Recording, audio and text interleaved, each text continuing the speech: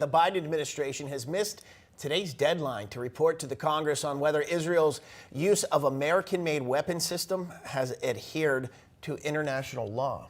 Newsmax chief White House correspondent James Rosen is live now on the North Lawn with what we can expect next. Good afternoon, James. Good afternoon to you both. With these latest statements from officials serving under President Biden and serving too under the strain of the Israel-Hamas war in Gaza, today marks assuredly the low point in the modern history of American-Israeli bilateral relations. For his part, President Biden was in Racine, Wisconsin today, touting investments by Microsoft before taking part in a private campaign event. Minutes after the president finished speaking, State Department spokesman Matthew Miller announced that the administration needed a brief delay before submitting its report to Congress, which was due today, on whether the Israelis have used American arms lawfully. Miller said to expect the submission, quote, in coming days. He also confirmed published reports, which had appeared first in Axios, that the Biden administration has already begun withholding arms shipments from the Israelis.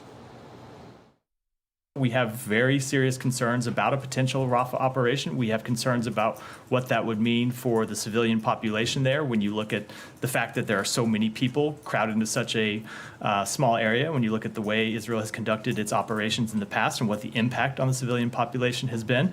And we also have concerns about the impact of any potential operation on the delivery of humanitarian assistance. So we have paused one shipment of near-term assistance, and we are reviewing others.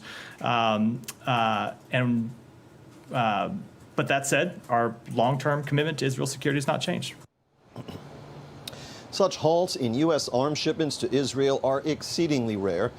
This reporter made use of the online database newspapers.com, which presents almost 1 billion pages of newspapers scanned into the system dating back to the 18th century, and found, using the familiar search terms you'd expect, only 2 instances. One in 1955, the Eisenhower era, which followed an Israeli incursion into Syria at that time that killed 49 people, and then twice in 1 year in 1982 under the Reagan administration following Israel's incursion into Lebanon.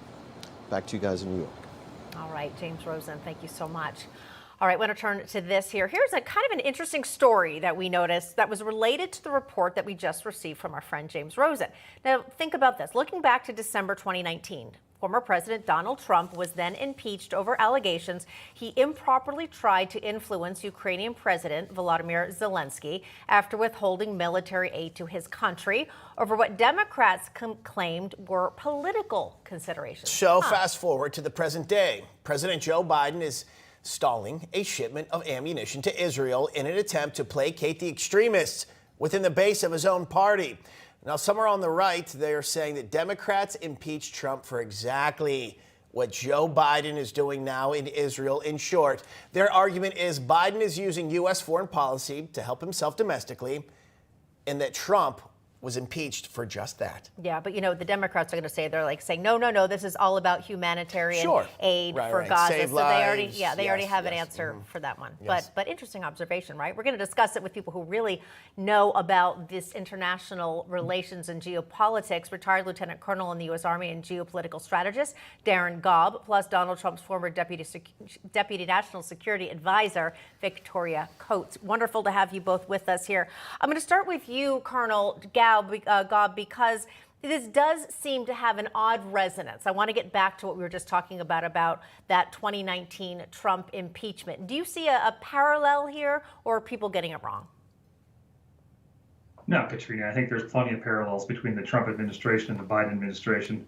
Everything that Trump did that got him in trouble with the left and the so-called courts is exactly what Biden is repeating and continuing to do now without getting in trouble at all. So if you're looking for hypocrisy in this administration, then you're gonna be seeing it a lot, and that's unfortunate. But in the end, the people that pay the price, not only, of course, are American citizens in many ways across this country, but specifically with Israel, they're looking at this like, with friends like these, why do I need enemies?